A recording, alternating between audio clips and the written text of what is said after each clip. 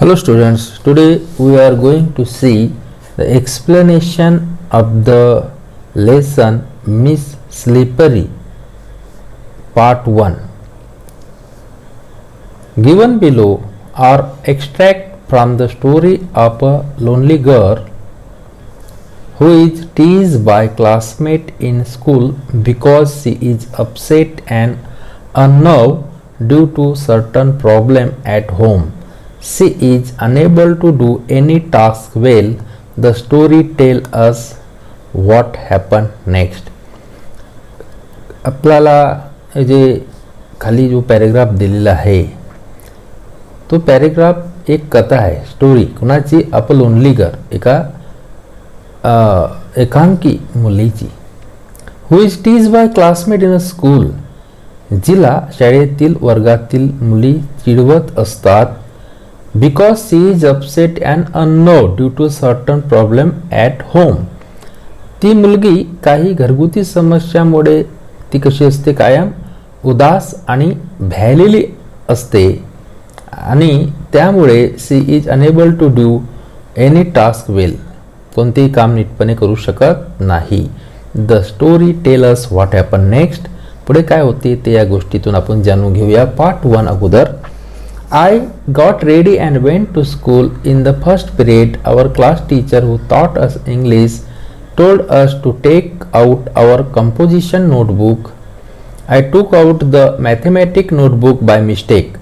I replaced it quickly, but the teacher perhaps had kept her gaze fixed on me. She shouted, "Come here with your book, Siley." I obeyed her, but her angry look made my leg tremble. And when I reached her chair, the notebook fell on her feet. तर I got ready and went to school. ती मुलगी तयार झाली आणि कुठे गेली? शाळेत गेली. In the first period, पहिला पिरियड, क्लास टीचर, आणि जी क्लास टीचर हिला काय शिकवत होती? who taught us English, इंग्रजी शिकवत होती. told us to take our composition notebook, तिनं आम्हाला निबंधाची वही काढायला सांगितली. आय टूक out the mathematic notebook by mistake, आणि चुकीने हिने कोणती पुस्तक काढली? गणिताची पुस्तक काढली. I replace it quickly, but the teacher perhaps had kept her gauge fix on me. हिनं लगेच ती पुस्तक बदलली, परंतु टीचर कदाचित हिच्यावरच लक्ष ठेवून होती की काय, हिच्यावरच नजर रोखून होती. गेज करणे म्हणजे स्टेअर, एकटक पाहत होती की काय. शी शाउटेड, टीचर ओरडली. Come here with your book Sayali, Sayali तू आपली पुस्तक घेऊन इथे ये. आय ओबेड हर, मी तिची आज्ञा पाळली. But her angry look made my leg tremble, परंतु तिचा जो रागीट नजर होती ते बघून माझे पाय लटपटू लागले. And when I reach her chair, the notebook fell on her feet, आणि जेव्हा मी तिच्या खुर्चीजवळ पोचली माझी वही त्या टीचरच्या पायावर पडली. पुढचं paragraph. Some girls laughed loudly. The teacher thought that I had dropped the notebook on purpose. She stared at me with an all-devouring look. Go and stand near your seat, she yelled. I kept standing, punished for the whole period. Some girl laughed loudly. काही मुली कशा हसल्या? मोठ्याने हसल्या. The teacher thought that I had dropped the notebook on purpose. त्या बाईंना असं वाटलं की मी जी वही आहे ती मुद्दाम करून पाडली. She stared at me with an all-devouring look. ती माझ्याकडे कशा नजरेने पाहू लागली? एकदम फ्रायटेंड लुक, म्हणजे भीतीयुक्त नजरेने माझ्याकडे पाहू लागली. Go and stand near your seat, जा आणि उभी आपल्या बाकाजवळ जाऊन उभी राहा, असे एल्ड, ती जोरात ओरडली. I kept standing punish for the whole period, मी संपूर्ण तास तशीच उभी राहिली. Next paragraph. The next was history class and my favourite subject. The teacher had asked us to memorize the cause and effect of the Battle of Panipat. I was well prepared. She began testing all of us one by one. When my turn came, I went blank. The teacher gave me a strange stare while I stood there still with my head hanging down in shame. त्यानंतर the next was history class. पुढचा जो class होता, period होता, तास होता, तो कशाचा होता? इतिहासाचा होता आणि हिचा आवडता विषय होता. The teacher had asked us to memorise the cause and effect of the battle of Panipat. बाईंनी आम्हाला पानिपतच्या युद्धाची कारणे आणि परिणाम पाठ करून यायला सांगितली होती. I was well prepared. मी चांगली तयारी केली होती. She began testing all of us. ती आमच्या एकाएकाची सगळ्यांची टेस्ट घेत होती. एकेकाची परीक्षा घ्यायला सुरुवात केली तिने, वन बाय वन, एका मागून एक. When my turn came I went blank. आणि जेव्हा माझी पाळी आली मी कशी आली? सुन्न, म्हणजे काहीच सांगता आलं नाही मला. The teacher gave me a strange stair. हिला काही आठवत होतं का? नाही. आणि शिक्षिकेने माझ्याकडे कडक नजरेने बघितलं. While I stood there still with my head hanging down in a shame. आणि मी तशी शर्मेने मान खाली घालून बधीरपणे उभी राहिली. Next paragraph. Mama and papa continued their never ending tips. Papa used every opportunity to express his annoyance. Mama on her part did not allow any such occasion to slip without turning it into a vociferous quarrel. The quarrel was between the two, but the punishment inevitably descended on a third one, that is me at school. Wherever and whenever I heard Ray's voice, I felt as if Mama and Papa were calling. त्यानंतर Mama and Papa continued their never-ending tips. आई बाबाची कधी न संपणारी भांडणे ही चालूच असायची. Papa used every opportunity to express his annoyance. बाबा त्यांचा राग व्यक्त करणारी एकी संधी सोडायचे काय? नाही. Mama on her part did not allow any such occasion to slip without turning it into a vociferous quarrel. आणि दुसरीकडे आई सुद्धा कुठलाही प्रसंग ताणतणावाचे भांडण केल्याशिवाय जाऊ देत होती काय? नाही. The quarrel was between the two. ते भांडण दोघांमध्ये असायचं, आई आणि बाबांमध्ये. But the punishment inevitably descended on third one, that is me at school. परंतु त्याची शिक्षा मात्र विनाकारण तिसऱ्याला, म्हणजे कोणाला? मला. कुठे व्हायची? शाळेत व्हायची. Whenever and whenever I heard Ray's voice. जेव्हा केव्हा आणि जिथे कुठे मी चढलेला आवाज ऐकत होते. I felt as if Mama and Papa were calling. मला असं वाटायचं की आई बाबाच काय करत आहेत? भांडण करत आहे. Sometime even in the midst of silence, Mama scream came piercing through my ears. काही वेळेला तर शांततेतही आईचा जो कर्कश किंचाळण्याचा आवाज मला माझ्या कानात तीव्रतेने ऐकू येत होता. And whenever I heard Mama's high pitched yell, my legs quivered. आणि जेव्हाही आईचे जे किंचाळणे माझ्या कानावर पडे तेव्हा माझे पाय काय होत होते? किवड, म्हणजे थरथर कापत होते. One day I was coming down the school stairs. Somebody from the top gave a frantic scream. I felt and came trembling down about 7 steps. My elbow and knees were badly burnished. My new frock was torn at the seams. When I reached home, Mama shouted, I am sick of you. When will you stop making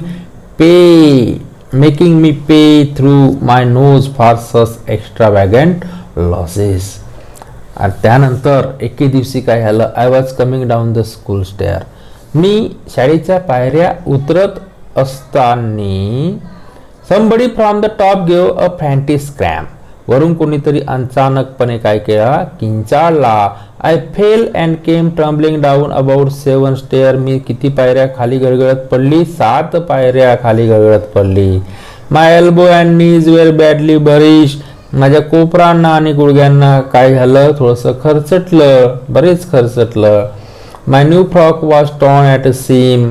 माझ्या नवीन फ्रॉकही शिवणीपासून काय झाला? फाटला. When I reached home, Mama shouted. आणि जेव्हा मी घरी पोहोचली आई माझ्यावर ओरडली. I am sick of you. मला तुझ्या काय आला आहे, वैताग आलेला आहे. When will you stop making me pay through my nose for such extravagant loss. असल्या फालतू गोष्टीसाठी पैसे खर्च करायला लावणे तू कधी थांबवणार आहेस, असं ती आई ओरडली. त्यानंतर next paragraph. Mother seize me by the arm, gave me a good jerk and seated me on the bed. She fetch an antiseptic lotion and applied it to my elbow and knees, but did not hug me. Within me lingered the yearning that she would hold me and console me. Even if she had given me just a sympathetic pat, my smarting limbs would have been suited. त्यानंतर आई, mother seize me by arm. आईने हाताला घट्ट पकडून मला काय केलं, जोरात ओढलं. Give me a good jerk and seated me on the bed. जोरात ओढून मला कुठं बसवलं, बेडवर बसवलं. She fetch and antiseptic lotion and applied it to my elbow and knee. तिने जंतुनाशक औषधे माझ्या कोपऱ्याला आणि गुडघ्याला लावले. But did not hug me. परंतु तिने मला जवळ घेतले नाही. Within me lingered the yearning that she would hold me and console me. अशी एक तीव्र आशा माझ्या मनात लागून होती की तिने नुसता सहानुभूतीने माझ्या पाठीवर काय करायला पाहिजे, सिम्पॅथिक पॅट द्यायला पाहिजे. Even if she had given me just sympathetic pat, my smarting limbs would have been soothed. तिने नुसता सहानुभूतीने माझ्या पाठीवर हात ठेवला असता तरी माझ्या दुसऱ्या पायांची वेदना काहिली असती, कमी झाली असती. दुखावणाऱ्या पायांची वेदना कमी झाली असती असं मला वाटलं. My younger brother was close by as mamma walk away to the kitchen. He came and sat beside me. He place his little hand on my arm and whispered, are you in a great pain. I hug him tight and started crying again. माझा धाकटा भाऊ जवळच होता. My younger brother was close by as mamma walk away to the kitchen. आणि जेव्हा आई स्वयंपाकघरात गेली, ही come and sat beside मी. तो माझ्या शेजारी येऊन बसला. He place his little hand on my arm and whispered. त्याने त्याचा लहानसा हात माझ्या हातावर ठेवला आणि हळूच कुजबुजला. Are you in a great pain. तुला खूप दुखतंय काय. I hug him tight and started crying again. मी त्याला घट्ट मिठी मारली आणि पुन्हा जोराजोरात रडू लागली. Next paragraph. I use to walk quite cautiously, yet I would often stumble. One day the class monitress announced, well, we will call her slippery. Others sleep on wet ground. Sally managed to sleep even on a dry land. मी खूप जपून सावधपणे चालायची. कशी चालायची, cautiously. Yet I would often stumble. तरीही सारखी पडायची, अडखायची. One day the class monitress announce. एके दिवशी वर्गाची प्रमुख म्हणाली, we will call her slippery. आपण हिचं नाव काय ठेवू, घसरटी ठेवू. Other slip on wet ground. बाकीचे ओल्या जमिनीवरून घसरतात. Sayali manage to slip even on dry land. Sayali तर कोरड्या फरशीवरून सुद्धा घसरते. Next paragraph. That provided the other girls of the class new scope for fun. They teased me with the new title every day. Soon a verse was composed in my honor. त्यानंतर ते ऐकून वर्गातल्या इतर मुलींना तर तिला चिडवण्याची एक काय मिळाली, नवीन संधी मिळाली. They teased me with new title every day. ते दररोज मला आता नवीन नावाने चिडवू लागल्या. आणि soon verse was compose in my honour. लवकरच माझ्यासाठी एक गाणेही तयार झाले. ते गाणे कोणते पहा. Slippery slippery slipping without mud. Ask her the simplest question, no answer is your luck. घसरडी घसरडी, slippery slippery. Slipping without mud म्हणजे कशाशिवाय घसरते, चिखलाशिवाय घसरते. Ask her the simplest question, no answer in your luck. तिला कुठलाही सोपा प्रश्न विचारा, तुम्हाला उत्तर मिळणार काय, तुम्हाला उत्तर मिळणारच नसते. Next paragraph. I live in perpetual fear of everyone, the girls, the teachers, the young and the old. When I was in a class, I dared not move out, and when I was outside, I was afraid of re-entering the class, nor could I muster the courage to speak to anyone. त्यानंतर I live in perpetual fear. Constant, परपेच्युअल म्हणजे constant. माझ्या मनात एक सतत अशी भीती असायची प्रत्येकाविषयी, प्रत्येक मुलीविषयी, टीचर्सविषयी, तरुण असो म्हातारे असो त्या सगळ्याविषयी सतत काय असायची, भीती असायची. When I was in a class, जेव्हा मी वर्गात असायची, I dare not move out, and when I was outside I was afraid entering the class. वर्गात असताना मी अजिबात जागची हलायची नाही, आणि जेव्हा बाहेर असे तेव्हा पुन्हा वर्गात यायची मला काय वाटायची, भीती वाटायची. Nor could I muster the courage to speak to anyone, आणि कोणाशी बोलायचे धाडस माझ्यात होते काय नव्हते. या प्रकारे पहिला पाठ आपण पाहिलेला आहे. यानंतरच्या व्हिडिओमध्ये आपण दुसरा पाठ पाहू. तोपर्यंत धन्यवाद.